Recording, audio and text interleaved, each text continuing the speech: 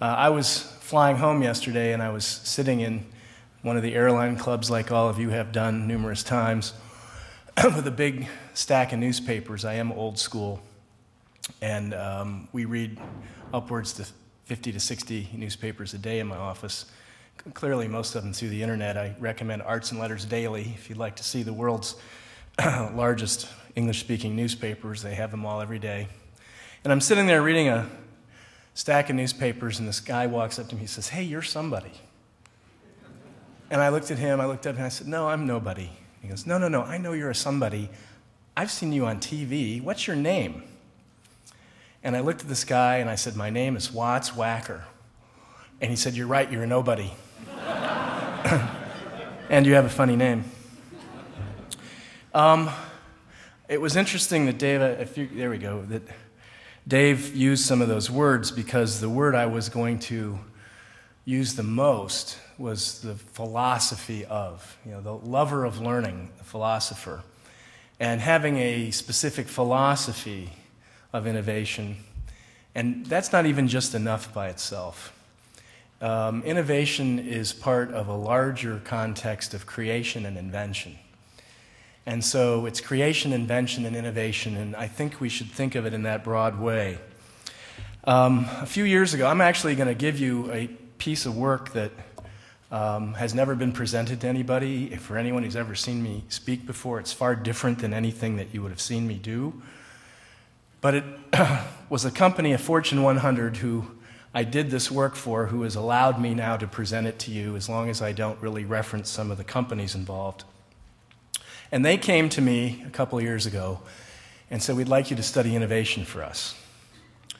And I said, "Well, my God, you have relationships with every one of the major business schools and all of the major business publications, and all of them do their annual things of innovation." And he said, "Well, we've gone to all those people, and we just kept hearing the same stuff.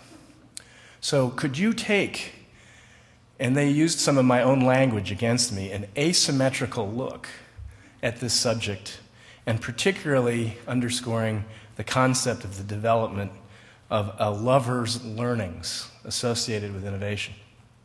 So I thought about it, and I came up with a concept of how to go about doing this. And the first was to go to the institutional knowledge. It was to go to those lists of the companies who had become extremely well known for being world-class in innovation, and talking to them. And I read what was written about them, and then I went and talked to them. And what could I learn? Could I tease out anything that they perhaps had really not had explored in some of the interviews or some of the relationships with the business schools? And then I said, well, that's a group, but then you know what? Really smart people who are really good at this are smart enough not to let other people know. I keep telling clients, shut up. The biggest problem in business is that we want to tell everybody how cool the stuff we're doing is. And the companies that can be very under the radar at this, and I found a list of those kinds of companies. And again, they've only been asked not to reference who they were. And I did learn from both of these, but then I realized that each side of this equation was aspirational. This is that they wanted to do innovation. What if I talked to people who had been completely responsible for making great breakthroughs?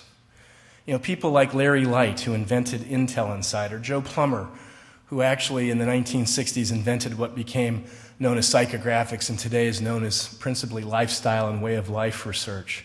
And a list of all kinds of people in services, products, ways of thought, and so forth. And then finally, I've been doing this a long time, and when people ask me what I am, I tell them I'm a professional wizard. Thank you for laughing.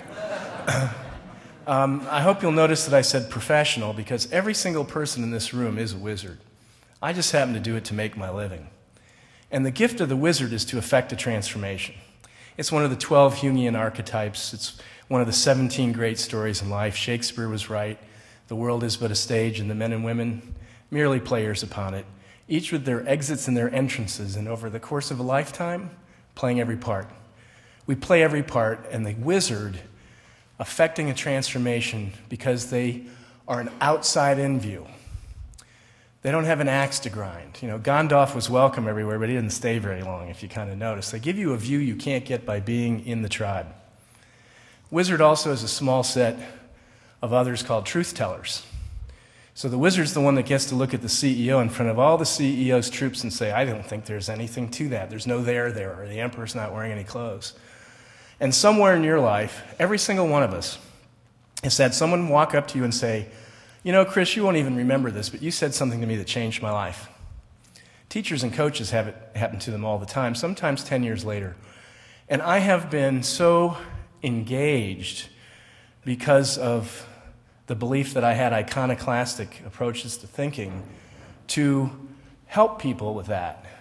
And it doesn't matter if it's Shakespeare's court jester or Steinbeck's village idiot or the naive child who doesn't know enough not to ask the question like the emperor's not wearing any clothes. The futurist is just another presentation of that. And as a course of the 26 years of doing this, I have been involved in so many kinds and different innovation projects, helping people create innovation approaches, everything from the rapid rover return for Avis to helping British Petroleum become a green oil company 18 years ago, which doesn't sound like much today, but 18 years ago it sure was. And so let me tell you, and let me just share with you briefly, because I think I'm the biggest thing between you and the bar, or at least I know I'm the biggest thing between, you're the biggest thing between me and the bar. So